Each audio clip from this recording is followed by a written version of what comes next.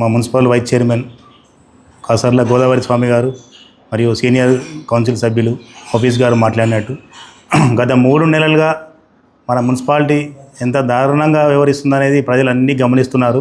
చాలా బాధాకరంగా ఉంది. ఇక్కడ కేవలం ఒక పార్టీ నుంచి ఇంకో పార్టీకి, ఒక నాయకునికి ఆధిపత్య పోరు తప్ప అభివృద్ధి మీద ఎవరికి ఇంత చిత్తశుద్ధి లేదు. ప్రభుత్వ సలహాదారులు మాజీ మంత్రివర్యులు షబ్బీర్ అలీ గారు, ఆయన మీద ఇప్పుడు ఉన్న ప్రస్తుత ఎమ్మెల్యే శాసనసభ్యులు గారు వెంకటరమణారెడ్డి గారు తూకిత్తా మైకిత్తా అనే ఈ భావనతోటే మన మున్సిపాలిటీ పరిస్థితి దారుణంగా దాపురిస్తుంది. దానివల్ల అనవసరంగా అధికారులు బలవుతున్నారు. ఎవ్వరు ఏం పని చేయకుండా పోతుంది.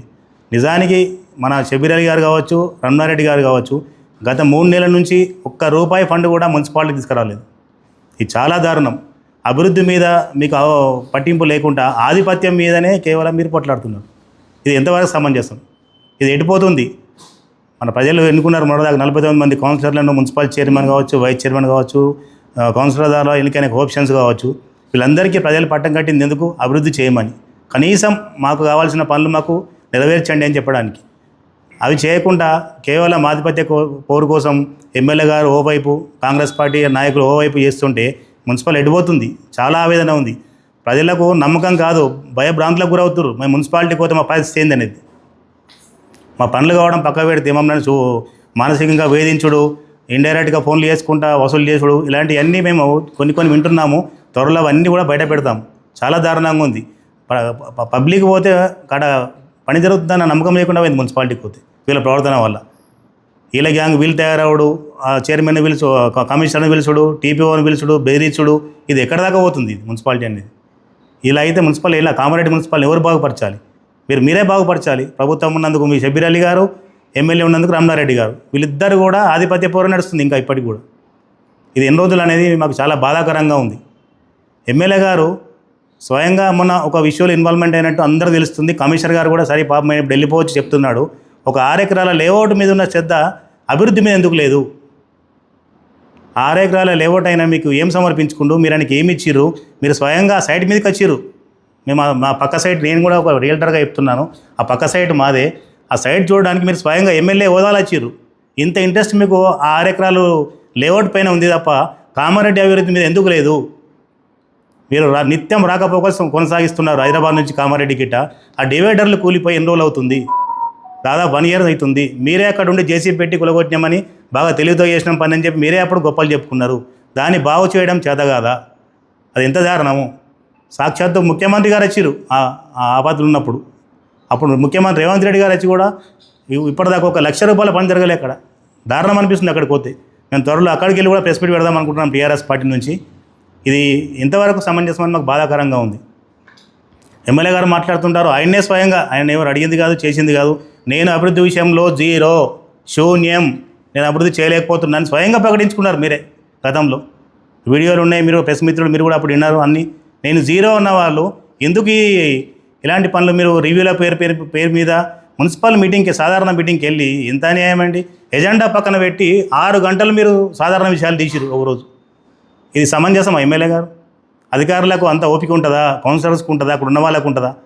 11 గంటలకు సమావేశం స్టార్ట్ అయితే సాయంత్రం 5 దాకా మీ జనరల్ విషయాలే మాట్లాడారు మీరు, వాళ్ళ మీద వీళ్ళ మీద. ఎజెండా అనేది 6 గంటలకు స్టార్ట్ చేస్తారా? అప్పుడు ఎజెండాలో ఐటెం చర్చించకుండా పాస్ అని అందరు లేచిపోయారు.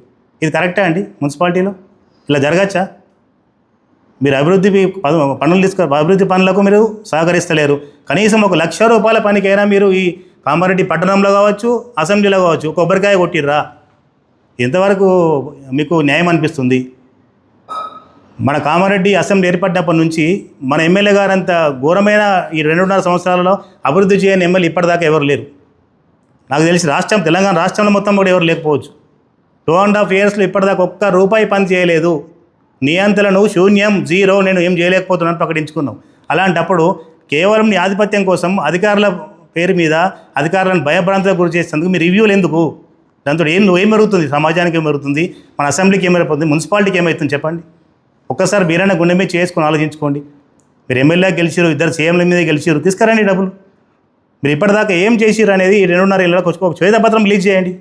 నేను కామారెడ్డి అసెంబ్లీకి కావచ్చు, మున్సిపాలిటీకి కావచ్చు, నేను ఇన్ని ఫండ్స్ తెచ్చినా, ఇవన్నీ చేయగలి నేను కనీసం మీరు ఒక శ్వేతపత్రం రిలీజ్ చేయండి. అప్పుడు దానికి మేము నిజంగా కూడా మేము మీకు ధన్యవాదాలు తెలియజేసుకుంటున్నాం. దయచేసి ఆపండి ఈ గంటల రివ్యూలు. మున్సిపల్ మీద మాత్రం దయచేసి మీ ఆధిపత్యాన్ని చూపించకండి. అధికారులు ఇప్పటికే చాలా అసహనానికి గురవుతున్నారు.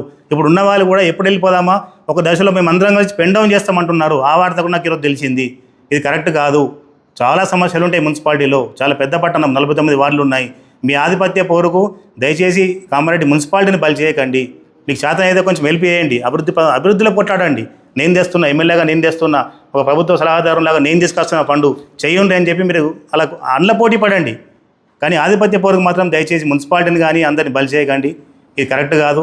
రాబోయే రోజుల్లో మేము మాత్రం ఇందాక మా కౌన్సిలర్స్ ప్లస్ మా వైస్ చైర్మన్ చెప్పినట్టు తప్పకుండా బీఆర్ఎస్ పార్టీ మున్సిపల్ ఇష్యూస్ మీద పోరాడుతుంది నిరంతరం. అధికారులకు లేబర్ నుంచి కమిషనర్ వరకు కూడా మేము అందరూ సపోర్ట్గా ఉంటాము. ఎమ్మెల్యే గారు మీరు కూడా సానుకూలంగా రండి. మీకు రివ్యూ వేసే మీకు అథారిటీ ఉంది, హక్కు ఉంది. మేము లేదంటలేము. మేము చేయండి. దానికి తగ్గట్టుగా ప్రోటోకాల్ పాటించండి. చైర్మన్ గారు వైస్ చైర్మన్ గారు పిలవండి. అలా సీక్రెట్ ఏమి ఉండదు కదండి రివ్యూలో. సీక్రెట్ విషయాలు ఉంటాయి ఏమన్నా రివ్యూలో? అంత ఓపెనే కదా అది. మీరు రావచ్చు కదా మున్సిపాలిటీకి. వెల్కమ్. మీరు ఎక్సాబిషన్ మెంబరు, ఎప్పుడంటే అప్పుడు రండి. మీకు మాకు దిశానిర్దేశం చేయండి మీలాంటి పెద్దలు. సంతోషం. మేము ఇంకా సంతోషపడతాం. మీకు కూడా మేము దండలేస్తాం. మున్సిపాలిటీకి అభివృద్ధి చేస్తా అంటే వెల్కమ్ అండి. షబీర్ అలీ గారు మీరు కూడా మాకు మా మున్సిపాలిటీ మీ ప్రభుత్వం ఉంది కాబట్టి మా కౌన్సిలర్లకు కావచ్చు, మున్సిపాలిటీకి అందరికీ కూడా సరైన ఫండ్స్ తీసుకొచ్చి పెట్టండి. అన్నీ అభివృద్ధి చేసుకుందాం. కానీ దయచేసి అధికారులను మాత్రం వేధించడం ఇంతటితోటి ఆపండి. ఆ మహిళా ప్రజాప్రతినిధి చైర్పర్సన్ గారి భర్త కూడా దయచేసి ఆయన ప్రవర్తన కొంచెం మార్చుకోండి. ఈ దూకుడు స్వభావం అనేది మీకు అవగాహన లేదు. మీరు కొత్తగా అయ్యారు కాబట్టి తెలుసుకోండి. అడ్మినిస్ట్రేషన్ అనేది మున్సిపాలిటీలో కరెక్ట్ సాగుతూనే మీకు అనుకున్న పనులు అవుతాయి. అప్పటి వరకు ఏ పని కాదు. అది కొంచెం గుర్తెరగండి అది. ఎందుకంటే మున్సిపాలిటీ నడవాలి. నడిస్తేనే పనులు అవుతాయి. అవి నడవకుండా ప్రతి ఒక్క అధికారిని టైం చూసుకుంటా బెదిరించుకుంటా పోతే మున్సిపాలిటీ నడవదు. చైర్పర్సన్ గారి భర్త దయచేసి మీరు ఇక్కడ నుంచి గతంలో పనిచేసిన నాయకులు ఎలా పనిచేసారు వాళ్ళ ఆదర్శంగా తీసుకోండి. ఆ రకంగా మున్సిపాలిటీని నడపండి. మేమందరం సహకరిస్తాం. అభివృద్ధి విషయంలో మీరు పిలిపియండి. మేము వేరే పక్షం ఉన్నా కానీ వేరే పార్టీ అయినా కానీ మేము అందరం వస్తాము. బీజేపీ వాళ్ళు కావచ్చు, మేము కావచ్చు, అందరం వస్తాం. అభివృద్ధి విషయంలో ఖచ్చితంగా మనం అందరం కూర్చొని మాట్లాడుకొని అభివృద్ధి వైపు అధికారులకు అండగా అనుకుంటా మన మున్సిపాలిటీని డెవలప్ చేద్దామని ఈ సందర్భంగా తెలియజేసుకుంటున్నాం.